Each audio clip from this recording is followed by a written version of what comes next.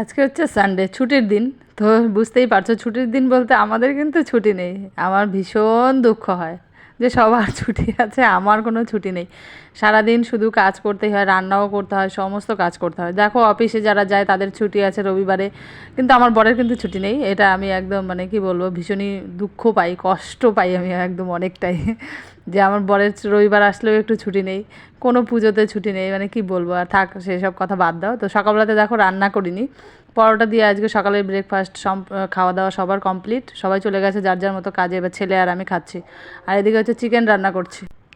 আর তো প্রথমেই বললাম সবার ছুটি আছে, তবু আমাদের মতো বাড়ির বউদের কোনো ছুটি নেই। রান্নাবান্না তো করতেই হবে, তাই জন্য চিকেন নিয়ে এসে এনে দিয়ে তারপরে ডিউটিতে গেছে খেয়ে দিয়ে। তো তাই সেটা এখন রান্না করব। তো চলো ভিডিওটি স্কিপ না করে দেখতে থাকো যে সারাটা দিন কী করি না করি সমস্তটাই তোমাদের সঙ্গে শেয়ার করার চেষ্টা করব, মানে যতটুকু আর কি পারবো।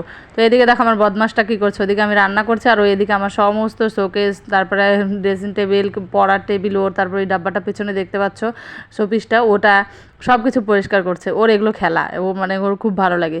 তো ওর বাইরে খেলা বলতে ওই মাটি দিয়ে নোংরা টোংরা ছানা, তারপরে কাদামাটি করা, সেগুলো ওর ভাল লাগে না। ওরও খেলা হচ্ছে এগুলোই, ও খেলবে।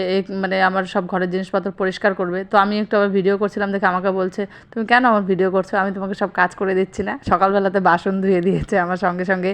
আমি মোটর চালিয়েছি, তো বলছে দাও তুমি মোটর দিয়ে ড্রামে জল ভরে দাও, আমি ধুয়ে দিচ্ছি। তো ও তো আর অত ভালো করে সমস্ত কিছু করতে পারে না, কিন্তু দেখো পড়ার টেবিলটাকে কি সুন্দর করে গুছিয়ে রেখেছে, বইয়ের ব্যাগপত্র যেখানে যা রাখার সমস্ত কিছু গুছিয়ে রেখেছে। বলছে মাম্মা সারা সপ্তাহে এদিক ওদিক করবো, আর রবিবার দিনে আসলে আমি তোমার সমস্ত কাজ গুছিয়ে করে দেবো। যেহেতু ও সবসময় স্কুলে, মানে প্রত্যেক সপ্তাহে প্রতিদিন স্কুলেই থাকে, তো প্রায় দিনই বেশিরভাগ দিন বাড়িতে থাকে না, এখন পরীক্ষা চলছে বলে বাড়িতে থাকে। আর সারাদিন আমার একা একাই চলে যায়। বিশেষ করে মূলত এই একাকিত্বটা কাটানোর জন্য কিন্তু আমার এই ইউটিউবে ভিডিওটা করা। তো সারাদিন বাড়িতে থেকে কী করবো একা একা, তবু এটা নিয়ে থাকলে অনেকটা না, মানে মানে মাথা থেকে অনেকটা টেনশন, তারপরে অনেকটা মানে থাকা যায় একটু শান্তিভাবে, মানে নিজের মতো করে, যে সারাদিনে কী করলাম না করলাম আমার বন্ধুদের সঙ্গে একটু শেয়ারও করে দিই, আবার আমার নিজের মানে একাকিত্বটাও কাটে। তো মাঝখানে একটা ভীষণ ভ্যাসাদে পড়ে গেছি, কে জানি না কোথা থেকে আমার ফোন নাম্বারটা জোগাড় করে আমাকে ফোন করছে, ফোন করে বিরক্ত করছে। আমার খুব মানে কি বলবো, মানে ওকে মানে যে ফোন করে তাকে ফাঁসাতে গিয়ে আমি নিজেই ফেঁসে বসে আছি। কেমন লাগে বলো? আবার কি সে আমার ভিডিওও দেখে, আজকে ফোন করে বলছে তুমি পনিরের তরকারি রান্না করেছিলে, দেখতে বা খেতে দেখতে খুব ভালো লেগেছে। তা আমি তাকে বলতে চাই যে হ্যাঁ, আমার রান্নাগুলো আমি যেমন সুন্দর দেখতে, সেরকম আমার রান্নাগুলো অনেক সুন্দর, সবাই খেয়ে নাম করে। তুমিও এসো আমাদের বাড়িতে, এসে কোনো দিন খেয়ে যেও। তো তারপরে দেখো যাবো না আর কি, নিজে সুন্দর, ওই যে কথায় আছে না, পরের জন্য কুয়ো খুঁজলে বলে নিজেকেই পড়তে হয়, সেরকম অবস্থা হয়ে গেছে আমার। আমি ওর জন্য কুয়ো খুঁজেছি আর সে আমাকেই ফেলে দিয়ে বসে আছে। এখন কেমন লাগে বলো? আমার ভীষণ রাগ হচ্ছে ওর উপরে। মাঝে মাঝে ফোন করবে, এই সে আবার কি আমার সম্পর্কে সব জানে, আমার বাড়ি ফ্যামিলি, তারপরে আমার ফ্যামিলি সম্পর্কে সব কিছু জানে।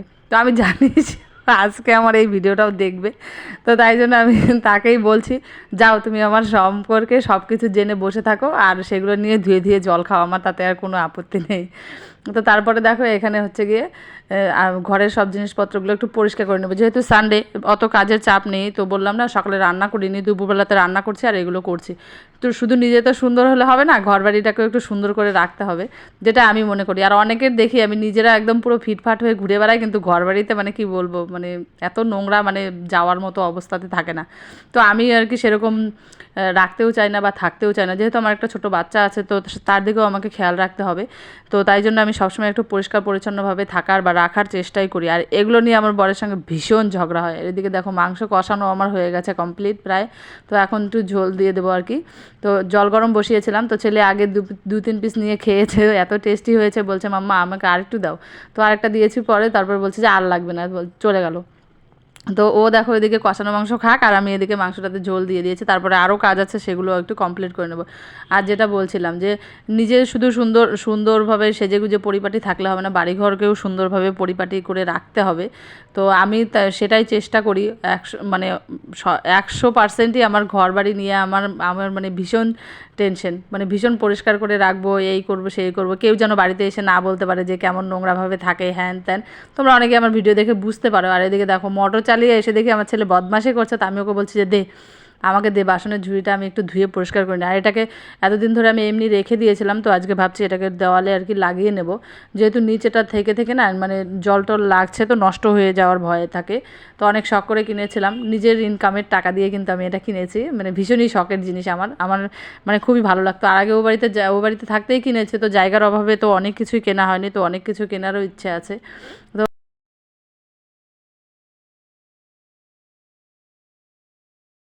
আর হ্যাঁ, এই পরিষ্কার পরিষ্কার করা নিয়ে ভীষণ ঝগড়া হয় আমার বরের সঙ্গে, আমার ভীষণ ঝগড়া, মানে কি বলবো আর। ও ভীষণ অগোছালো, এখানে জুতো খুলে রেখে দেবে, ওখানে এটা রেখে দেবে, ওখানে সেটা রেখে দেবে, এইটা এখানে রাখবে, এই আলনা থেকে জামা কাপড় নিয়ে এসে বিছানায় রেখে দেবে, রেখে দিয়ে ডিউটিতে চলে যাবে। কখনো কখনো কী করে, ভেজা গামছা বিছানার উপর রেখে দিয়ে ডিউটিতে চলে যায়, তোমরা ভাবতে পারো তখন তাহলে আমার বিছানাটার কী অবস্থা হয়। তো দেখে আমার তো ভীষণ রাগ হয়, রাগ হয়ে আমি কখনো কখনো ফোন করেও বলি যে তোমার পিছনে পিছনে কি আমি সবসময় লেগে থাকবো, তুমি আমার বিছানাটাকে ভিজিয়ে রেখে চলে গেছো, বলে কি মেলে দাও শুকিয়ে যাবে একটু পরেই, বলে ফোনটা কেটে রেখে দেয়। আর এদিকে বাসন ঝুড়িটা আমার ধোয়া কমপ্লিট। আর এতটাই ধুলো, মানে কি বলবো, আমার বাড়িতে এখন ধুলো আমার সঙ্গী, কিচ্ছু করার নেই। ও বাড়িতে থাকতে এক সমস্যা, এখানে এসে আর এক সমস্যা। তো দেখো চিকেনটা দেখতে কেমন সুন্দর লাগছে, খেতে কিন্তু দারুণ হয়েছিল, টেস্টি। কার কার খেতে ইচ্ছে করছে অবশ্যই চলে এসো দুপুরের ডিনার, দুপুরে ডাইনিং টেবিলে একসঙ্গে বসে খাবো, কি যেন বলতে নিয়ে আবার কি বলে দিচ্ছি। তো এদিকে রান্না করেছি পটল ভাজা, আর এদিকে করলা আর আলু ভাজা করেছি। তো এই রান্নাগুলো আর তোমাদের সঙ্গে শেয়ার করিনি, যেহেতু কাজ করছিলাম না, কাজ করতে করতে মানে কি বলবো, রবিবার মানে তো ছুটি নেই, সেটা তো আগেই বললাম। তো সেদিন আরও বেশি কাজ থাকে। তো ওদিকে দেখো আমার রান্না বান্না সমস্ত কিছু কমপ্লিট, গ্যাসটা সব পরিষ্কার করে নিচ্ছি। আর এদিকে আমার মাম্মাম কী করছে কলপারে জানো, যত বাসনপত্র রান্নার সব নামিয়ে রেখে এসেছিলাম সেগুলো মাজছে। তো ক্যামেরাটা নিয়ে গেছিলাম, ও বলছে এগুলো ভিডিও করে দেখাবে না আমাকে, আমি ড্রেসিং টেবিল পরিষ্কার করে দিয়েছি, সেগুলো তুমি দেখিয়েছো দেখাও, কিন্তু এগুলো আর দেখাবে না। তো সেই জন্য আর মানে নিয়ে যাইনি।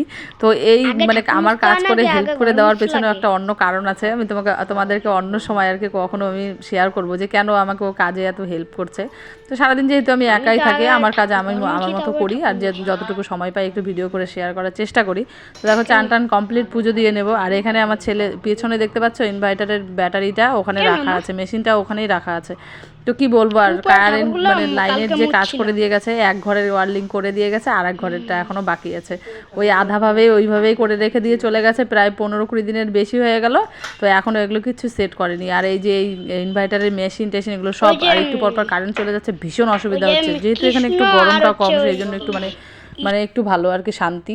না হলে তো ভীষণই অসুবিধা হতো। আর এদিকে ফোনের চার্জ কেন জানি না থাকে না, মানে ফোনটা ভেঙে গেছিলো, তো ঠিক করার পর থেকে একটু চার্জটা বেশিই খাচ্ছে, দেখতে পাচ্ছি, মানে চার্জটা বেশি দিতে হচ্ছে। আর আগে না হলে আমার 100% চার্জ করে রাখলে সারাদিন হয়ে যেত। আর এই দেখো দুপুরবেলাতে আমরা তিনজনে একসঙ্গে আজকে অনেক দিন পর খেয়েছি, অনেক দিন পর, প্রায় 6-7 মাসেরও বেশি। তো আসে না একসঙ্গে, সেদিন আগের দিন হঠাৎ করে চলে এসেছিলো, তো সেদিন আর একসঙ্গে খাওয়া হয়নি, ওর বাবা একাই খেয়েছে, আমরা তিনজনে এখন হঠাৎ মানে প্রায় 6-7 মাস পরে একসঙ্গে খাচ্ছি। তো টাটা, দেখা হচ্ছে অন্য কোনো ভিডিওতে। যদি ভিডিওটা কোথাও ভালো লেগে থাকে তো লাইক কমেন্ট শেয়ার করে দেবে।